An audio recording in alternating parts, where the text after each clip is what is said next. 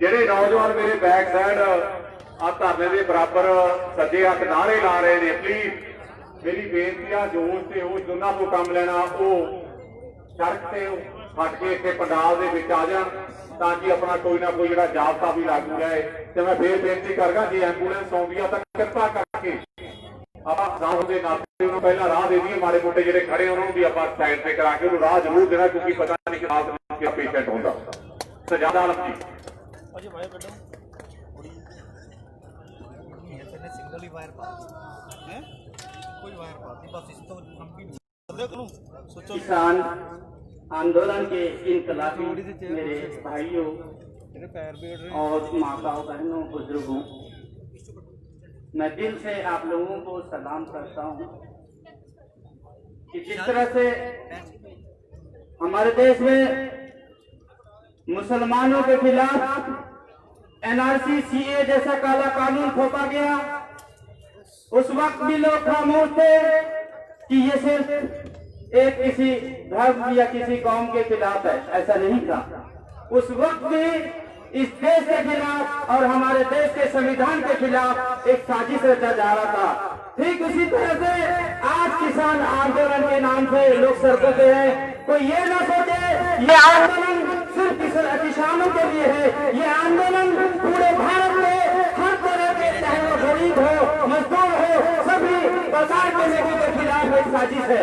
इसलिए इसे मैं सबसे गुजारिश करूंगा कि इस आंदोलन में पूरे भारत में हर तरह के लोगों को, किसानों को, मजदूरों को इसके खिलाफ एक होकर लड़ने की जरूरत है, क्योंकि ये तानाशाह और बेआला की सरकार हमारे देश में खौफ और डर का माहौल पैदा कर रहा है। इसलिए आज के इस वक्त में किसान आंदोलन के साथ पूरा भारत के नौजवानों से लेकर मजदूरों किसानों तक सबको एक होकर लड़ने की जरूरत है। ये तानाशाह की सरकार पूरे देश में खौफ का माहौल पैदा करता है। मैं यही कहूंगा कि इस तरह के माहौल, इस तरह से खौफ से डरने से आपकी आने वाले नस्लें तबाह व बर्बाद कर दी जाएगी। इसलिए तमाम लोगों से यही कहूंगा, ये डरने और घबराने का वक्त नहीं है। इस वक्त मिलजुल कर एक होकर सबको तानाशाह के खिलाफ लड़ने की जरूरत है, अमन और शांति बनाकर लड़ने की जरूरत है, क्योंकि इस पंजाब से हमेशा एक इनकलाब पैदा हुआ है। और इसी तरह हमारे पंजाब के नौजवान, सिख भाई हो चाहे हमारे बुजुर्ग हो, सभी ने मिलकर एक इनकलाब पैदा किया है और इस तरह का इनकलाब पूरे भारत में लाने का जरूरत है। मजदूरों को मजबूर किया जा रहा है, लाचार समझा जा रहा है। इसलिए मैं यही कहूंगा कि तमाम पूरे भारतवासियों को एक होकर इस तरह के तानाशाह के खिलाफ लड़ने की जरूरत है। मैं अपने इसी अल्फाज के साथ अपने बातों को खत्म करता हूं और इस मंच के तमाम जिम्मेदार संचालकों को मैं दिल से सलाम करता हूं, हमारे माँ और बहनों को सलाम करता हूं, बुजुर्गों को सलाम करता हूं। खुदा हाफिज़।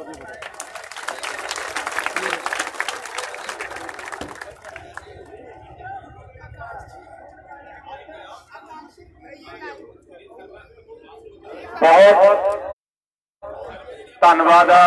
साडे विच हरियाणे तो जय सिंह जी जलवेड़ा आए हैं। पता नहीं मैनूं ऐ लगदा जिवें इह ते खट्टर ना इकट्ठे पढ़ते रहे होण। ते मैं किसान मजदूर एकता कहांगा, तुसीं जिंदाबाद क्यों? किसान मजदूर एकता, किसान मजदूर एकता। उन्हां नूं भी समां देना, क्योंकि जिहड़ा बंदा ज्यादा पोतरियां का भेती होवे जां लंगोटिया मित्र होवे, उसनूं चंगी तरह जानदा जिन्ना खट्टर नूं इह जाणदे ने। मैनूं तां हरियाणे 'च होर कोई नहीं जानदा। इन्हां नूं भी असीं समां देना। उस तो पहलां बहुत बुलारे ने, जदों स्टेज चलाउंदी आ, जदों लंबड़दारी हुंदी है ना किसी काम दी, फिर लंबड़दार नूं पता हुंदा भी उहने झोने नूं पानी लाउणा कि किसी दी गवाही दे के आउणी है। सो स्टेज ते नूं औखा बहुत हो जांदा। मेरे बहुत वीर बैठे ने नौजवान जिहड़े अपने दिल दे बलबले तुहाडे नाल साझे करना चाहुंदे ने। मैं बेनती करां साडे वीर ਦੀਪ ਸਿੱਧੂ ਨੂੰ ਜਿਹੜਾ ਪੰਜਾਬ ਦੇ ਹੱਕਾਂ ਦੀ ਗੱਲ ਕਰਨ ਲਈ ਸਦਾ ਹੀ ਤਤਪਰ ਰਿਹਾ, ਜਿਨੇ ਉਸ ਮਿੱਤਰਤਾ ਨੂੰ ਵੀ ਲੱਤ ਮਾਰ ਦਿੱਤੀ ਜਿਹੜੀ ਦਿੱਲੀ ਸਰਕਾਰ ਦੇ ਨਾਲ ਕਿਤੇ ਨਾ ਕਿਤੇ ਸਾਂਝ ਰੱਖਦੀ ਸੀ। ਮੈਂ ਨਾਂ ਨਾ ਲਵਾਂ, ਮੈਂ ਬੇਨਤੀ ਕਰਾਂ ਭਾਈ ਦੀਪ ਸਿੱਧੂ ਨੂੰ ਉਹ ਆਪਣੇ ਅਲਫਾਜ਼ਾਂ ਦੀ, ਆਪਣੀ ਬਾਣੀ ਦੀ, ਆਪਣੇ ਵਿਚਾਰਾਂ ਦੀ ਸਾਂਝ ਤੁਹਾਡੇ ਨਾਲ ਰੱਖੇ।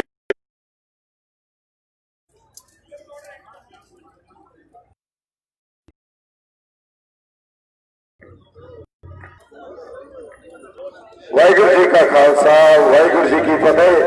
ਜਿਹੜੀਆਂ ਜਿਹੜੀਆਂ ਰੂਹਾਂ ਇੱਥੇ ਆਈਆਂ, ਮੈਂ ਹੱਥ ਜੋੜ ਕੇ ਤੇ ਨਤਮਸਤਕ ਹੋ ਕੇ ਸਜਦਾ ਕਰਦਾ ਸਾਰੀਆਂ ਰੂਹਾਂ ਨੂੰ, ਜਿਹੜੇ ਪੰਜਾਬ ਦਾ ਦਰਦ ਨੂੰ ਆਪਦੇ ਅੰਦਰ ਸਾਂਭੀ ਬੈਠੀਆਂ ਤੇ ਜਾਗਦੀਆਂ ਜ਼ਮੀਰਾਂ ਨੂੰ। ਇਹ ਪੰਜਾਬ 'ਚ ਸੁਨੇਹਾ ਜਾਊਗਾ ਤੁਹਾਡਾ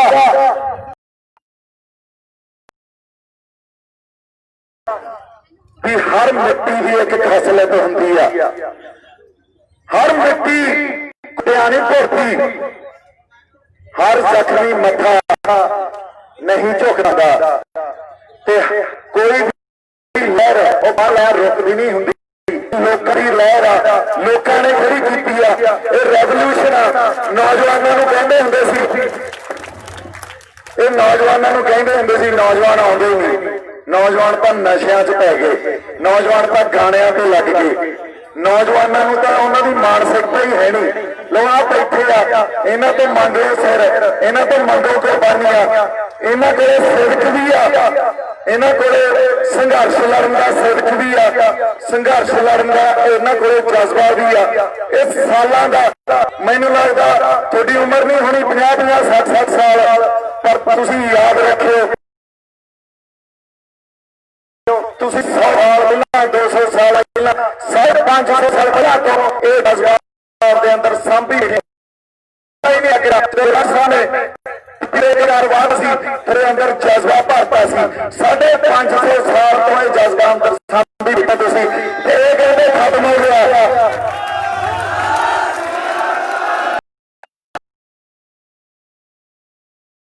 ਪੰਜਾਬ ਖਤਮ ਹੋ ਗਿਆ, ਸਾਨੂੰ ਕੌਣ ਖਤਮ ਕਰ ਜੂ? ਅਸੀਂ ਤਾਂ ਜ਼ੀਰੋ ਤੋਂ ਰਾਤੋਂ ਰਾਤ ਬਣ ਜਾਂਦੇ ਆ, ਕਿਹੜਾ ਖਤਮ ਕਰੂਗਾ ਸਾਨੂੰ?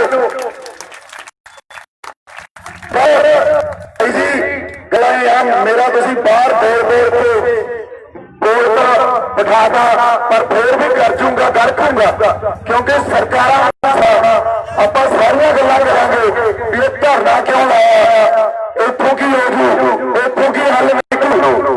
ਆਜੋ ਜਾਂ ਕਰੋ ਦਿੱਲੀ ਨੂੰ, ਇਹ ਸਾਰੀਆਂ ਗੱਲਾਂ ਕਰਾਂਗੇ। ਹਰ ਇੱਕ ਗੱਲ ਦਾ ਜਵਾਬ ਮੈਂ ਦੇਵਾਂਗਾ ਤੁਹਾਨੂੰ, ਮੈਂ ਖੜਾ, ਚਾਹੇ ਮੇਰੀ ਸੰਗਤ 'ਚ ਮੈਨੂੰ ਇਹਨਾਂ ਗੱਲਾਂ ਦਾ ਜਵਾਬ ਦੇਣਾ ਪੈ ਜਾਏ, ਚਾਹੇ ਕੱਲੇ ਕੱਲੇ ਨੂੰ ਭਾਅ ਕੇ ਦੇਣਾ ਪੈ ਜਾਏ, ਮੈਂ ਪਿੱਛੇ ਨਹੀਂ ਮੁੜਦਾ। ਮੈਂ ਸਮਰਪਿਤ ਹਾਂ, ਸਮਰਪਿਤ ਉਸ ਢੰਗ ਨਾਲ ਜਿਹੜਾ ਸਿਰਕ ਸਾਨੂੰ ਇਸ ਮਿੱਟੀ ਨੇ ਦਿੱਤਾ ਤੇ ਸਾਡੇ ਗੁਰੂ ਸਾਹਿਬਾਨਾਂ ਨੇ ਦਿੱਤਾ, ਉਸ ਸਮਰਪਣ ਨਾਲ ਸਮਰਪਿਤ ਹਾਂ ਤੇ ਮੇਰਾ ਵਾਅਦਾ ਤੁਹਾਡੇ ਨਾਲ ਹੈ।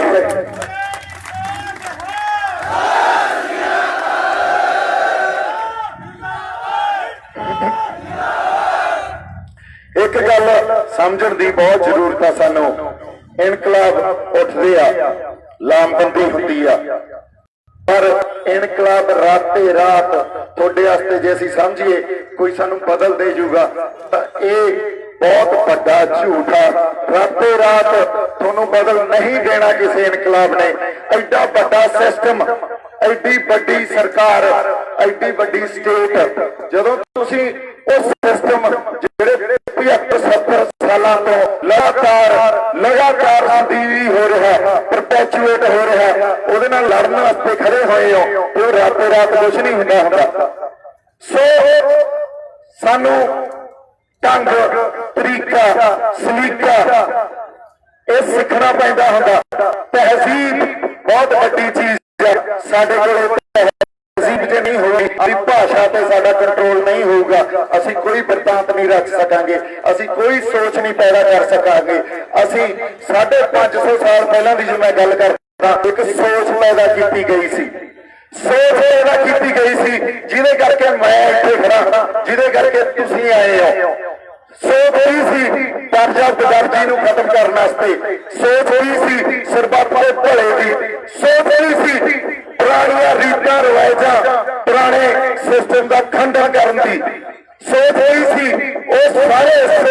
ਖੰਡਨ ਕਰਨ ਦੀ, ਜਿਹੜਾ ਲੋਕਾਂ ਦੀ ਗੱਲ ਨਹੀਂ ਕਰਦਾ, ਜਿਹੜਾ ਲੋਕ ਭਲਾਈ ਦੀ ਗੱਲ ਨਹੀਂ ਕਰਦਾ। ਅੱਜ ਜੇ ਮੈਂ ਕਿਸਾਨ ਜਥੇਬੰਦੀਆਂ ਨਾਲ ਬਹਿ ਜਾਂਦਾ ਜਾ ਕੇ, ਮੈਂ ਉਹਨਾਂ ਤੋਂ ਪੁੱਛਦਾ ਵੀ ਮੈਨੂੰ ਲੜਾਈ ਦੱਸੋ ਤੁਹਾਡੀ ਕੀ ਆ, ਉਹ ਕਹਿੰਦੇ ਜੀ ਕਿਸਾਨਾਂ ਦੀ ਲੜਾਈ ਆ। ਮੈਂ ਕਿਹਾ ਇਹ ਤਾਂ ਆਮ ਗੱਲ ਹੋ ਗਈ, ਇਹ ਤਾਂ ਕੋਈ ਪਿੰਡ 'ਚ ਬੈਠਾ ਬੰਦਾ ਵੀ ਦੱਸ ਜੂ। ਤੁਸੀਂ ਤਾਂ ਪ੍ਰਧਾਨ ਹੋ, 31 ਜਥੇਬੰਦੀਆਂ 22 ਜ਼ਿਲ੍ਹਿਆਂ 'ਚ ਬਣਾਈ ਬੈਠੇ ਹੋ, ਦੱਸੋ ਗੱਲ ਤੇ ਆਓ, ਕੋਈ ਇੰਟੈਲੀਜੈਂਟ ਇੰਟੈਲੈਕਚੁਅਲ ਗੱਲ ਦੱਸੋ, ਫਿਰ ਤੁਸੀਂ ਸਾਡੇ ਆਗੂ ਕਾਹਦੇ ਹੋਏ। ਮੈਂ ਉਹਨਾਂ ਨੂੰ ਕਿਹਾ MSP, ਕਹਿੰਦੇ ਹਾਂਜੀ ਸਾਡੇ ਤੋਂ MSP ਖੋ ਕੇ ਲੈ ਜਾਣੀ ਆ। ਮੈਂ ਉਹਨਾਂ ਨੂੰ ਕਿਹਾ ਜੇ ਜਿਹੜਾ ਇਹ ਉਧਾਰ ਆਇਆ ਇਹ ਤੁਹਾਨੂੰ ਕੱਲਾ MSP ਖੋਣ ਕਰਕੇ ਆਇਆ ਲੱਗਦਾ, ਇਹ ਲਹਿਰ, ਇਹ ਅੰਦੋਲਨ ਕੱਲਾ MSP ਦਾ ਤਾਂ ਅਧੂਰਾ ਸੱਚ ਆ। ਪੂਰਾ ਸੱਚ ਦੱਸੋ ਮੈਨੂੰ। ਕਹਿੰਦੇ ਤੁਸੀਂ ਦੱਸੋ। ਮੈਂ ਕਿਹਾ ਜੀ ਪੂਰਾ ਸੱਚ ਇਹ ਆ, ਸਾਡੇ ਨੌਜਵਾਨਾਂ ਨੂੰ ਨੌਕਰੀਆਂ ਨਹੀਂ ਮਿਲਦੀਆਂ, ਇਹ ਵੀ ਉਧਾਰ ਆ।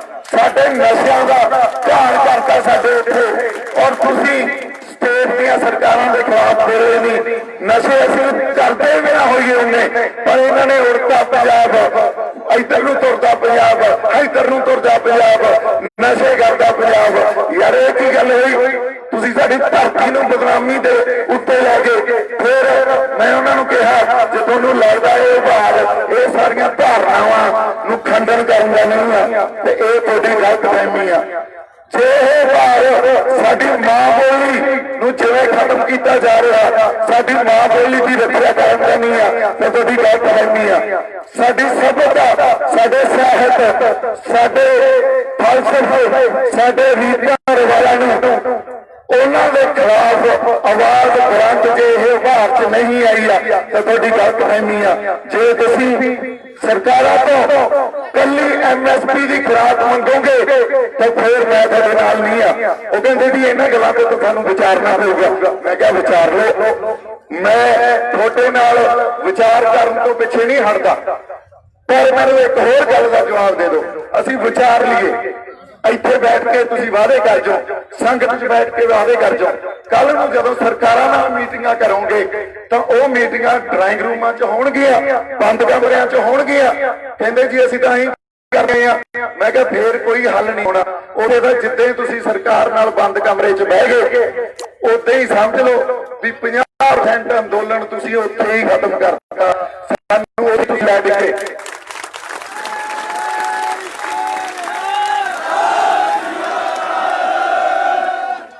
ਮੈਂ ਇੱਕ ਗੱਲ ਬਹੁਤ ਸਪਸ਼ਟ ਰੂਪ 'ਚ ਸਾਹਮਣੇ ਰੱਖੀ।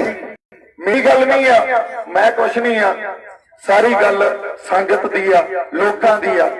ਜੇ ਤੁਸੀਂ ਐਡਾ ਭਰੋਸਾ ਜਤਾ ਰਹੇ ਹੋ ਉਹਨਾਂ ਆਗੂਆਂ 'ਚ ਇੰਨੀ ਕੁ ਕਾਮਨ ਸੈਂਸ, ਇੰਨੀ ਕੁ ਸਾਡੀ ਗੱਲਾਂ ਸਮਝਣ ਦੀ ਕਪੈਸਿਟੀ, ਸ਼ਮਤਾ ਹੋਣੀ ਚਾਹੀਦੀ ਆ ਵੀ ਅਸੀਂ ਕਿੱਥੇ ਕਿੰਨਾ ਮਸਲਾ ਇਸ ਪੂਰੇ ਸਮਾਜ ਨੂੰ, ਚਾਹੇ ਇੱਥੇ ਕਿਸਾਨੀ ਦੀ ਗੱਲ ਹੋਵੇ, ਮਜ਼ਦੂਰਾਂ ਦੀ ਗੱਲ ਹੋਵੇ, ਆੜ੍ਹਤੀਆਂ ਦੀ ਗੱਲ ਹੋਵੇ, ਸਟੂਡੈਂਟਸ ਦੀ ਗੱਲ ਹੋਵੇ, ਯੂਥ ਦੀ ਗੱਲ ਹੋਵੇ, ਸਾਡੇ ਹੋਰ ਕਿਸੇ ਭਾਈਚਾਰੇ ਦੇ ਮਸਲੇ ਹੋਣ, ਉਹਨਾਂ ਨੂੰ ਸੰਬੋਧਨ ਹੀ ਨਹੀਂ ਕਰੋਗੇ ਤਾਂ ਫਿਰ ਇਸ ਵਾਰ ਦਾ ਵੀ ਕੋਈ ਫਾਇਦਾ ਨਹੀਂ। ਮੈਂ ਅਗਲੀ ਗੱਲ ਇਹ ਕਹਿਣੀ ਚਾਹੀ, ਮੈਂ ਕਿਹਾ ਜੀ ਇੱਕ ਤਾਂ ਸੰਗਤ 'ਚ ਬੈਠ ਕੇ ਫੈਸਲੇ ਲੈ ਲਓ ਜਾਂ ਸਾਨੂੰ ਕੋਈ ਇਹੋ ਜਿਹਾ ਸਿਸਟਮ ਦੇ ਦਿਓ ਵੀ ਤੁਹਾਡੇ ਤੇ ਨਿਗਰਾਨੀ ਰੱਖੀ ਜਾ ਸਕੇ। ਅਦਰਵਾਈਜ਼ ਐਡੇ ਭਰੋਸੇ ਟੁੱਟੇ ਆ ਸਾਡੇ, ਇੰਨੀਆਂ ਗਦਾਰੀਆਂ ਹੋਈਆਂ ਸਾਡੇ ਨਾਲ, ਅਸੀਂ ਐਡੂ ਜ਼ਿਆਦਾ ਇਸ ਗੱਲ ਨੂੰ ਅਫੋਰਡ ਹੀ ਨਹੀਂ ਕਰ ਸਕਦੇ, ਇਸ ਗੱਲ ਨੂੰ ਸਹਿ ਨਹੀਂ ਸਕਦੇ।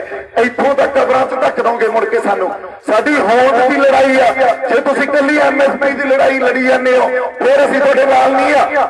ਇੱਥੇ ਹਰ ਰੂਹ, ਹਰ ਬੰਦਾ, ਹਰ ਸ਼ਖਸੀਅਤ ਬੈਠੀ ਇਸ ਗੱਲ ਤੋਂ ਮੁਨਕਰ ਨਹੀਂ ਹੋ ਸਕਦੀ ਵੀ ਸਰਕਾਰਾਂ ਨੇ ਸਾਡੀ ਹੋਂਦ ਤੋਂ, ਸਾਡੇ ਮਿੱਟੀ ਤੋਂ, ਸਾਡੀ ਵਿਲੱਖਣਤਾ ਤੋਂ, ਸਾਡੇ ਸੱਭਿਆਚਾਰ ਤੋਂ ਬਹੁਤ ਵੱਡੀ ਪ੍ਰੋਬਲਮਾਂ, ਵਿਚਾਰਧਾਰਕ ਮਸਲੇ ਆ। ਪਹਿਲੀ ਗੱਲ ਇਹ ਸਮਝੋ ਸਾਡੀ ਹੋਂਦ ਦੀ ਲੜਾਈ ਆ। ਸਾਡੀ ਮਿੱਟੀ ਨਾਲ, ਸਾਡੀ ਫਲਸਫਿਆਂ ਨਾਲ, ਗੁਰੂ ਨਾਨਕ ਸਾਹਿਬ ਦੇ ਫਲਸਫੇ ਨਾਲ ਸਾਡਾ ਬਹੁਤ ਕੁਝ ਜੁੜਿਆ। ਜੇ ਅਸੀਂ ਸਾਡੇ ਤੋਂ ਉਹ ਸਭ ਕੁਝ ਖੋ ਲਿਆ ਅਸੀਂ ਖੁਰ ਜਾਾਂਗੇ, ਸਾਡੇ ਪੱਲੇ ਹੀ ਕੁਝ ਨਹੀਂ ਰਹਿਣਾ। ਕਹਿੰਦੇ ਇਹ ਸਾਰੀਆਂ ਗੱਲਾਂ ਅਸੀਂ ਵਿਚਾਰਾਂਗੇ। ਉਹਨਾਂ ਨੇ ਵਿਚਾਰ ਕਰਕੇ ਕੇ ਬਿਆਨ ਦੇਤੇ ਵੀ ਕਲਾਕਾਰ ਇਹ ਜਿਵੇਂ ਕਹਿਣਗੇ ਇਹ ਅਸੀਂ ਕਹਾਂਗੇ ਸਾਡੇ ਪਿੱਛੇ ਲੱਗਣਗੇ। ਮੈਂ ਇੱਕ ਇੰਟਰਵਿਊ 'ਚ ਉਸੇ ਦੌਰਾਨ ਜਦੋਂ ਬਾਹਰ ਬਿਆਨਬਾਜ਼ੀ ਚੱਲ ਰਹੀ ਸੀ ਕਲੀਅਰ ਕਰਤਾ ਵੀ ਮੈਂ ਪਿੱਛੇ ਨਹੀਂ ਲੱਗੂਗਾ, ਕਿਉਂਕਿ ਜੇ ਪਿੱਛੇ ਲੱਗ ਗਿਆ ਤਾਂ ਮੇਰੀ ਧਰਤੀ ਨਾਲ, ਮੇਰੇ ਲੋਕਾਂ ਨਾਲ ਮੇਰੀ ਕੋਈ ਵਫਾਦਾਰੀ ਨਹੀਂ ਹੈ, ਫਿਰ ਵਫਾਦਾਰੀ ਤਾਂ ਤੁਹਾਡੇ ਨਾਲ ਹੋਗੀ। ਪਰ ਜਿਹੜੀ ਗੱਲ ਮੈਂ ਲਿਆਕਤ ਤੇ ਤਹਿਜ਼ੀਬ ਦੀ ਕਰ ਰਿਹਾ ਸੀ, ਜਦੋਂ ਤੱਕ ਸਾਨੂੰ ਸਿਰ ਜੋੜ ਕੇ ਬੈਠਣਾ ਨਹੀਂ ਆਊਗਾ, ਸਾਡੇ 'ਚ ਤਹਿਜ਼ੀਬ ਨਹੀਂ ਆਊਗੀ, ਜਦੋਂ ਤੱਕ ਲਿਆਕਤ ਨਹੀਂ ਆਊਗੀ, ਸਾਡੀ ਭਾਸ਼ਾ ਤੇ ਕੰਟਰੋਲ ਨਹੀਂ ਆਊਗਾ, ਉਦੋਂ ਤੱਕ ਜੇ ਅਸੀਂ ਕਹੀਏ ਕਿ ਅਸੀਂ ਬਹੁਤ ਵੱਡੀ ਲੜਾਈ ਲੜ ਸਕਦੇ ਹਾਂ, ਇੱਕ ਸੋਚ ਪੈਦਾ ਕਰ ਸਕਦੇ ਹਾਂ, ਤੇ ਇਹ ਨਹੀਂ ਹੋਣਾ। ਇਸ ਗੱਲ ਨੂੰ ਸਪਸ਼ਟ ਰੂਪ 'ਚ ਸਮਝ ਲਓ। ਕਿਉਂ ਨਹੀਂ ਹੋਣਾ? ਆ ਬੈਠੇ ਆ ਸਾਡੇ ਕੁਝ ਬੰਦੇ, ਸਾਡੇ ਨੌਜਵਾਨ, ਉਹ ਕਹਿੰਦੇ ਬਾਈ ਕੀ ਤੁਲਨਾ ਧਰ, ਮੈਂ ਅਸਲ ਗੱਲ ਤੇ ਆਉਣਾ। ਅੱਜ ਪੜਾ ਲਈ ਮੈਂ ਇੱਕ ਬੇਨਤੀ ਕਰ ਨੂੰ ਵੀ ਕਰ ਦੇਣਾ, ਇਹ ਤਰੀਕਾ ਨਹੀਂ ਹੈ, ਸਲੀਕਾ ਨਹੀਂ ਹੈ ਦਿੱਲੀ ਨਾਲ, ਦਿੱਲੀ ਨੂੰ ਘੇਰਨ ਦਾ ਜਾਂ ਦਿੱਲੀ ਤਾਈਂ ਆਪਦੀ ਆਵਾਜ਼ ਪਹੁੰਚਾਉਣ ਦਾ। ਪਹਿਲੀ ਜਿਹੜੀ ਲੜਾਈ ਦੀ ਪਹਿਲਾ ਰੂਲ ਆ, ਪਹਿਲਾ ਨਿਯਮ ਆ, ਸਾਨੂੰ ਇੱਕ ਸੋਚ ਪੈਦਾ ਕਰਨੀ ਪੈਣੀ ਹੈ ਜਿਹੜੀ ਅਸੀਂ ਕਦੇ ਕਰ ਹੀ ਨਹੀਂ ਸਕੇ। 84 ਵੇਲੇ ਐਡਾ ਵੱਡਾ ਦੁਖਾਂਤ ਪੰਜਾਬ ਨਾਲ ਵਾਪਰ ਗਿਆ, ਦਰਬਾਰ ਸਾਹਿਬ ਤੇ ਹਮਲਾ ਹੋ ਗਿਆ ਸ਼ਰੇਆਮ। ਉਸ ਵੇਲੇ ਵੀ ਉਸ ਸਮੇਂ ਦੇ ਹੁਕਮਰਾਨ ਧਿਰ ਨੇ ਪੰਜਾਬ ਨੂੰ ਖੁੱਡੇ ਨਾਲ ਲਾਤਾ, ਧੱਕਤਾ। ਸਾਡਾ ਆਤਮਿਕ ਸੋਮਾ ਜਿੱਥੇ ਇਕੱਲੇ ਸਿੱਖ ਨਹੀਂ ਜਾਂਦੇ, 4 ਦਰਵਾਜ਼ੇ ਆ, ਹਰ ਭਾਈਚਾਰਾ ਜਾਂਦਾ, ਕਿਉਂਕਿ ਇਹ ਗੁਰੂ ਨਾਨਕ ਸਾਹਿਬ ਦੇ ਫਲਸਫੇ ਨਾਲ ਜੁੜਿਆ ਹੋਇਆ। ਮੈਂ ਹਰ ਭਾਈਚਾਰੇ ਦੀ ਕਦਰ ਵੀ ਕਰਦਾ, ਇਸ ਕਰਕੇ ਉੱਥੇ ਅਟੈਕ ਕਰਕੇ ਉਸ ਵੇਲੇ ਵੀ ਅਸੀਂ ਸੋਚ ਨਹੀਂ ਪੈਦਾ ਕਰ ਸਕੇ। ਅੱਧੇ ਅਸੀਂ ਪਿੰਡਾਂ 'ਚ ਰਹਿਣ ਵਾਲੇ ਇਹ ਸਮਝੀ ਜਾਂਦੇ ਸੀ ਵੀ ਹੁਣ ਸਾਡੇ ਪੱਲੇ ਕੀ ਰਹਿ ਗਿਆ। ਜਿਹੜਾ ਇੰਟੈਲੈਕਚੁਅਲ ਵਰਕ ਸੀ ਉਹ ਇਹ ਸਮਝੀ ਜਾਂਦਾ ਸੀ ਵੀ ਅੰਦਰ ਤਾਂ ਤੁਸੀਂ ਆਪ ਹੀ ਬੈਠੇ ਸੀ, ਤੁਸੀਂ ਆਪ ਹੀ ਹਮਲਾ ਕਰਾਇਆ। ਅਸੀਂ ਕਦੇ ਸੋਚ ਹੀ ਨਹੀਂ ਪੈਦਾ ਕਰ ਸਕੇ। ਜੇ ਹੁਣ ਵੀ ਅਸੀਂ ਸੜਕਾਂ ਤੇ ਬਹਿ ਗਏ, ਟੋਲ ਪਲਾਜ਼ਿਆਂ ਤੇ ਬਹਿ ਗਏ, ਮਾਰਕੀਟਾਂ 'ਚ ਬਹਿ ਗਏ, ਉਹ ਬੜੀ ਅੰਸ਼ਕ ਜੀ ਪ੍ਰਾਪਤੀ ਆ, ਸੋਚ ਫੇਰ ਵੀ ਨਹੀਂ ਪੈਦਾ ਹੋਣੀ। ਫੇਰ ਵੀ ਅੱਧੇ ਕਾਏ ਸੋਚੀ ਜਾਣਗੇ ਵੀ ਇਹ ਗਲਤ ਹੋ ਰਿਹਾ, ਅੱਧੇ ਕਾਏ ਸੋਚੀ ਜਾਣਗੇ ਵੀ ਇਹ ਠੀਕ ਹੋ ਰਿਹਾ। ਇਸ ਕਰਕੇ ਪਹਿਲਾਂ ਤਾਂ ਸੋਚ ਪੈਦਾ ਕਰਨੀ ਸਿੱਖੀਏ। ਸੋਚ ਤਾਂ ਹੀ ਪੈਦਾ ਹੋ ਸਕਦੀ ਆ, ਬਿਰਤਾਂਤ ਜਾਂ ਨੈਰੇਟਿਵ ਤਾਂ ਹੀ ਰਚਿਆ ਜਾ ਸਕਦਾ ਜੇ ਅਸੀਂ ਸਿਰ ਜੋੜ ਕੇ ਬੈਠਣ ਲੱਗ ਜੀ, ਮਸਲਿਆਂ ਨੂੰ ਸਮਝਣ ਲੱਗ ਜੀਏ। ਹਜੇ ਤੱਕ ਤਾਂ ਸਾਨੂੰ ਮਸਲਿਆਂ ਦੀ ਸਮਝ ਹੀ ਨਹੀਂ, ਸਾਡੀ ਕਿਸਾਨ ਯੂਨੀਅਨ ਨੂੰ ਮਸਲੇ ਦੀ ਸਮਝ ਨਹੀਂ। MSP ਦੀ ਲੜਾਈ ਲੜੀ ਜਾਂਦੇ ਆ। MSP ਤਾਂ ਸਾਡੇ ਕੋਲੇ ਪਹਿਲਾਂ ਵੀ ਪੰਜਾਬ ਦੇ, ਜੇ ਪੂਰੇ ਦੇਸ਼ ਦੀ ਗੱਲ ਕਰਾਂ ਤਾਂ 6% ਕਿਸਾਨ ਅਵੇਲ ਕਰਦੇ ਸੀ, ਉਹਦੀ ਸਹੂਲਤ ਲੈਂਦੇ ਸੀ।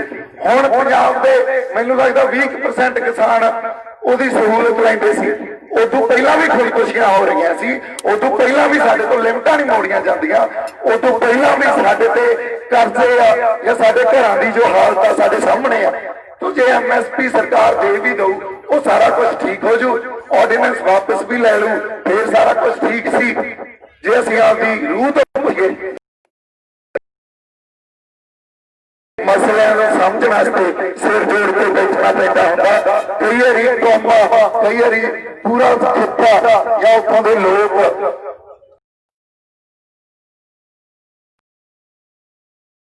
ਮਸਲਿਆਂ ਦੀ ਸਮਝ ਨਹੀਂ ਹੋਊਗੀ, ਸਾਨੂੰ ਸਾਡੇ ਹੱਕਾਂ ਦੀ ਸਮਝ ਨਹੀਂ ਹੋਊਗੀ, ਉਦੋਂ ਤੱਕ ਅਸੀਂ ਮੰਗਾਂ ਕੀ ਰੱਖਾਂਗੇ ਜਾ ਕੇ ਸਰਕਾਰਾਂ ਤੱਕ। ਇਹ ਗੱਲ ਤਾਂ ਸਾਨੂੰ ਸਮਝ ਨਹੀਂ ਆਉਂਦੀ, ਕਿਉਂਕਿ ਕਰਦੇ ਕੀ ਆ, ਸਾਨੂੰ ਲੜਾਈ ਲੜਨ ਦਾ ਢੰਗ ਆ ਜਿਹੜਾ ਉਹ ਅਸੀਂ ਕੁਝ ਹੋਰ ਹੀ ਕਰਦੇ ਆ। ਆਪਦੇ ਜਰਨੈਲਾਂ ਤੋਂ, ਸਾਡੇ ਗੁਰੂ ਸਾਹਿਬਾਨਾਂ ਤੋਂ, ਜਾਂ ਬੰਦਾ ਸਿੰਘ ਬਹਾਦਰ ਜੀ ਤੋਂ, ਜਾਂ ਮਹਾਰਾਜ ਰਣਜੀਤ ਸਿੰਘ ਤੋਂ, ਜਾਂ ਹਰੀ ਸਿੰਘ ਨਲਵੋ, ਉਹਨਾਂ ਤੋਂ ਉਹ ਆਪਣੀਆਂ ਜਾਨਾਂ ਦੇ ਗਏ ਆਪਦੀ ਸੋਚ ਪੈਦਾ ਕਰਨ ਵਾਸਤੇ। ਕਿੱਥੇ ਆ ਸੋਚ ਸਾਡੇ ਅੰਦਰ?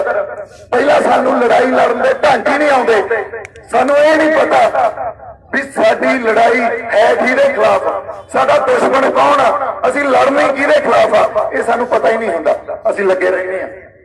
ਦੂਜੀ ਗੱਲ, ਸਾਨੂੰ ਆਪਦਾ ਨਹੀਂ ਪਤਾ ਹੁੰਦਾ, ਇੱਕ ਫਲਸਫੇ ਤੇ ਨਹੀਂ ਆਉਂਦੇ ਅਸੀਂ, ਸਾਡਾ ਸਿਧਾਂਤ ਕੀ ਆ, ਸਾਡੀ ਵਿਚਾਰਧਾਰਾ ਕੀ ਆ, ਸਾਡਾ ਫਲਸਫਾ ਕੀ ਆ, ਇਹ ਸਾਨੂੰ ਨਹੀਂ ਪਤਾ ਹੁੰਦਾ। ਥਰਡ ਮੋਸਟ ਇੰਪੋਰਟੈਂਟ ਰੂਲ, ਲੜਾਈ ਜਿੱਤੀ ਪਹਿਲਾਂ ਜਾਂਦੀ ਆ, ਫੇਰ ਲੜੀ ਜਾਂਦੀ ਆ। ਅਸੀਂ ਲੜਦੇ ਪਹਿਲਾਂ, ਫੇਰ ਜਿੱਤਣ ਦੀ ਆਸ ਕਰਦੇ ਆ, ਐਂ ਤਾਂ ਲੜਾਈ ਨਹੀਂ ਜਾਣੀ, ਇਹ ਲੜਾਈ ਵੀ ਲੜਨਾਂਗੇ, ਕੁਛ ਨਹੀਂ ਨਿਕਲਣਾ। ਇਸ ਕਰਕੇ ਪਹਿਲਾ ਸਾਡਾ ਕਦਮ ਸੋਚ ਪੈਦਾ ਕਰੀਏ, ਸੋਚ ਪੈਦਾ ਕਰੀਏ। ਸੋਚ ਕੱਲੀ ਇਸ ਖਿੱਤੇ 'ਚ, ਕੱਲੇ ਪੰਜਾਬ ਤੱਕ ਨਾ ਰਹਿ ਜੇ।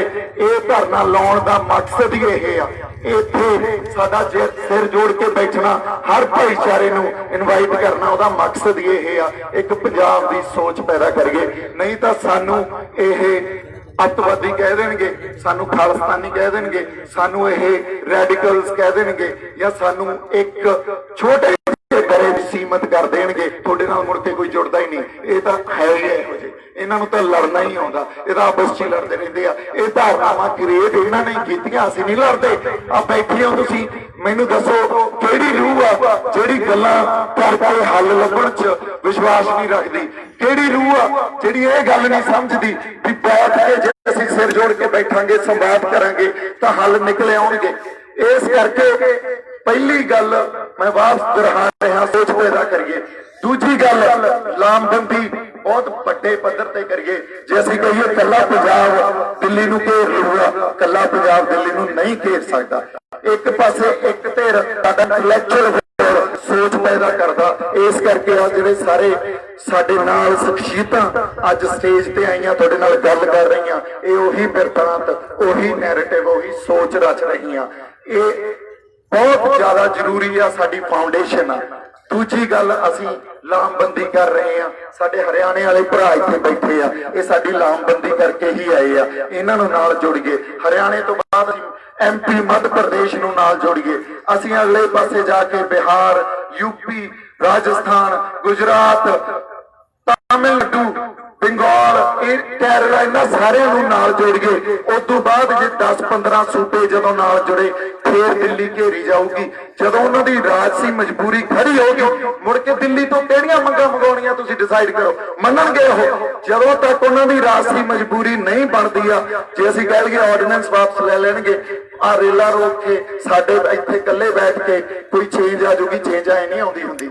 ਇਸ ਕਰਕੇ ਇੱਕ ਸੁਦੀਵੀ ਤੌਰ ਤੇ ਸਿਸਟਮ ਜਿਹੜਾ ਸਾਡੇ ਤੇ ਥੋਪਿਆ ਗਿਆ, ਉਹ ਥੋਪਿਆ ਕਿਵੇਂ ਗਿਆ? ਉਹਦੇ ਵਾਸਤੇ ਵੱਡੀਆਂ ਵੱਡੀਆਂ ਇਹਨਾਂ ਨੇ ਯੂਨੀਵਰਸਿਟੀਜ਼ ਵੀ ਬਣਾਈਆਂ, ਵੱਡੇ ਵੱਡੇ ਇੰਸਟੀਚਿਊਟਸ ਵੀ ਬਣਾਏ ਆ। ਉੱਥੇ ਇੱਕ ਆਪਦੀ ਵਿਚਾਰਧਾਰਾ ਪੈਦਾ ਕਰਨ ਲਈ ਉਹਨੂੰ ਇੰਸਟੀਟਿਊਸ਼ਨਲਾਈਜ਼ ਕੀਤਾ। ਉਸ ਇੰਸਟੀਟਿਊਸ਼ਨਲ ਨੌਲੇਜ ਨੂੰ ਸਾਡੇ ਉੱਤੇ ਥੋਪ ਕੇ ਉਹਨੂੰ ਕਨਵੈਨਸ਼ਨ ਬਣਾ ਕੇ ਉਸੇ ਤਰ੍ਹਾਂ ਵੀ ਆਈ ਹੋ ਸਕਦਾ, ਇਹ ਗੱਲ ਸਾਡੇ 'ਚ ਪੈਦਾ ਕਰਕੇ ਕਾਮਨ ਸੈਂਸ ਬਣਾਤੀ। ਐਡੀਆਂ ਸੌਖੀਆਂ ਗੱਲਾਂ ਨਹੀਂ ਹੁੰਦੀਆਂ ਧਾਰਨਾਵਾਂ ਰੱਦ ਕਰਨੀਆਂ, ਐਡੀ ਸੌਖੀ ਗੱਲ ਨਹੀਂ ਹੁੰਦੀ 70-75 ਸਾਲਾਂ ਦੇ ਸਿਸਟਮ ਨਾਲ ਲੜਨਾ। ਅੱਜ ਇਸ ਦੁਨੀਆ ਨੂੰ ਜਾਂ ਮਾਡਰਨ ਇਕਨੋਮੀ ਨੂੰ ਕਾਰਪੋਰੇਟਸ ਚਲਾ ਰਹੇ ਆ।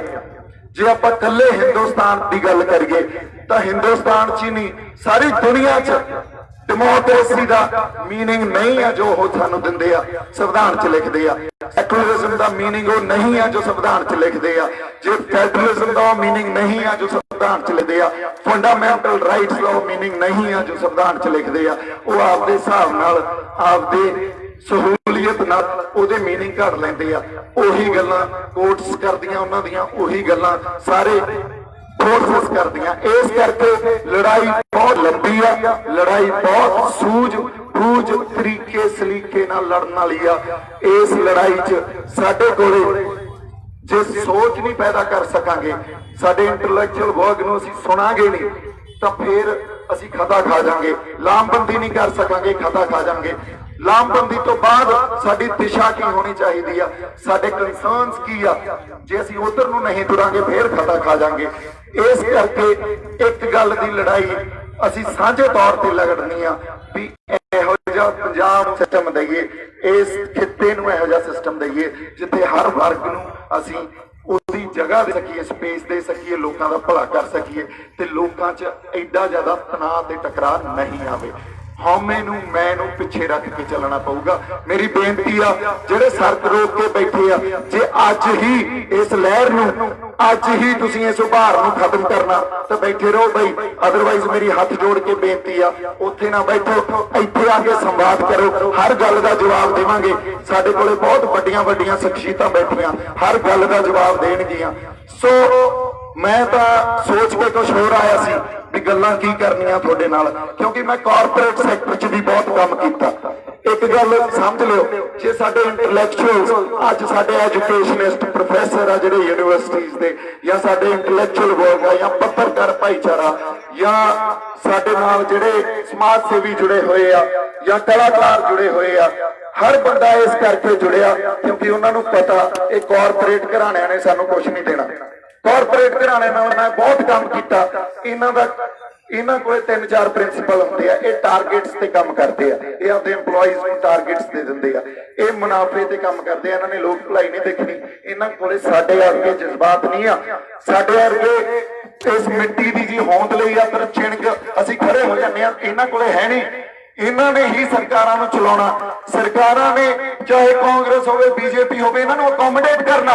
ਇਹ ਗੱਲ ਅੱਜ ਨਹੀਂ ਆ ਵੀ ਅਸੀਂ ਮੋਦੀ ਦੇ ਖਿਲਾਫ ਲੱਗ ਗਏ, ਮੋਦੀ ਬਹੁਤ ਗਲਤ ਕਰ ਰਿਹਾ, BJP ਬਹੁਤ ਜ਼ਿਆਦਾ ਗਲਤ ਕਰ ਰਹੀ, RSS ਦੇ ਏਜੰਡਾ ਕੁਝ ਹੋਰ ਆ, ਉਹ ਪੰਜਾਬ ਦੀ ਹੋਂਦ ਖਤਮ ਕਰਨ ਚ ਲੱਗੇ ਹੋਏ ਆ, ਸਾਡੀ ਵਿਲੱਖਣਤਾ ਸਾਡੀ ਬਹੁਤ ਕੌਮੀਅਤ ਨੂੰ ਖਤਮ ਕਰਨ ਚ ਲੱਗੇ ਹੋਏ ਆ। ਪਰ ਕਾਂਗਰਸ ਨੇ ਵੀ ਉਨਾ ਹੀ ਘਾਣ ਕੀਤਾ, ਸਾਡੀ ਖੇਤਰੀਆਂ ਪਾਰਟੀਆਂ ਨੇ ਵੀ ਉਨਾ ਹੀ ਘਾਣ ਕੀਤਾ ਸਾਡਾ। ਜਦੋਂ ਤੱਕ ਅਸੀਂ ਜਾਗਾਂਗੇ ਨਹੀਂ, ਜਦੋਂ ਤੱਕ ਅਸੀਂ ਜਾਗਰੂਕਤਾ ਅਵੇਅਰਨੈਸ ਨਹੀਂ ਵੰਡਾਂਗੇ, ਉਦੋਂ ਤੱਕ ਸਾਨੂੰ ਇਹ ਗੱਲਾਂ ਦੀ ਸਮਝ ਨਹੀਂ ਆਉਣੀ।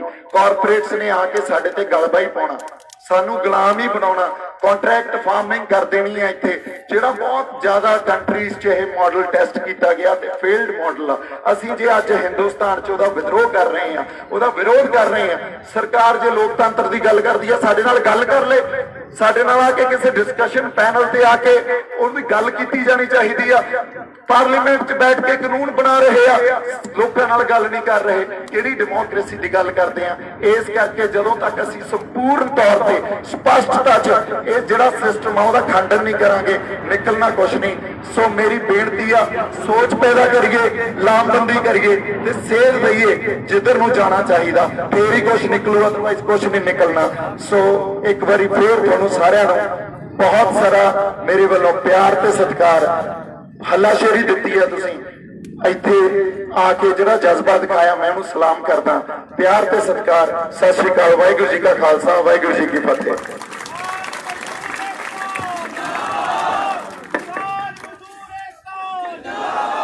ਬਹੁਤ ਬਹੁਤ ਧੰਨਵਾਦ ਭਾਈ ਦੀਪ ਜੀ ਨੇ ਆਪਣੇ ਦਿਲ ਦੀਆਂ ਗਹਿਰਾਈਆਂ ਤੋਂ ਵਿਚਾਰ ਤੁਹਾਡੇ ਨਾਲ ਸਾਂਝੇ ਕੀਤੇ ਆ।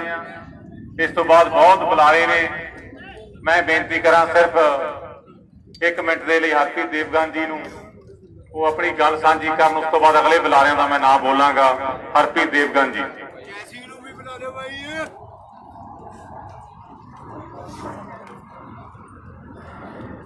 ਵਾਹਿਗੁਰੂ ਜੀ ਕਾ ਖਾਲਸਾ, ਵਾਹਿਗੁਰੂ ਜੀ ਕੀ ਫਤਿਹ।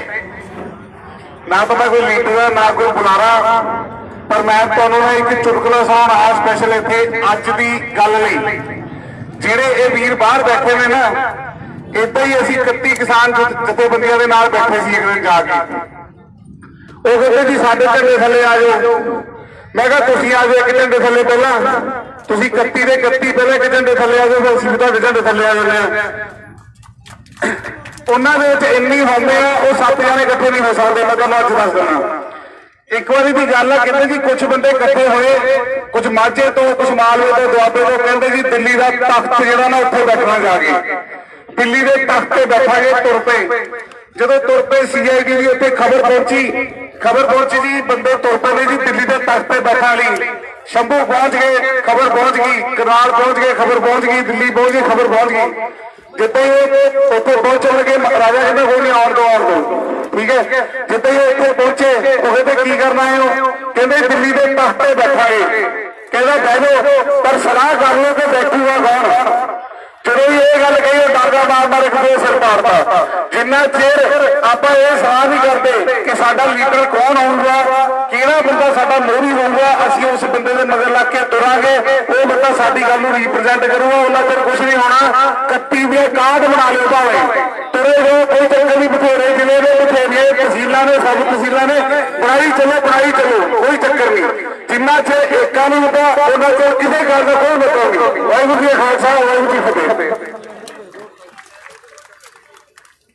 ਮੈਂ ਬੇਨਤੀ ਕਰਦਾ, ਦੇਖੋ 3 ਬੁਲਾਰੇ ਤਾਂ ਜਿਹੜੇ ਨੇ ਬਹੁਤ ਲੰਬਾ ਸਮਾਂ ਤੋਂ ਵੇਟ ਕਰ ਰਹੇ ਨੇ। ਮੈਂ ਪਹਿਲਾਂ ਬੇਨਤੀ ਕਰਾਂ ਸਰਦਾਰ ਜੈ ਸਿੰਘ ਜੀ ਜਲਵੇੜਾ ਨੂੰ।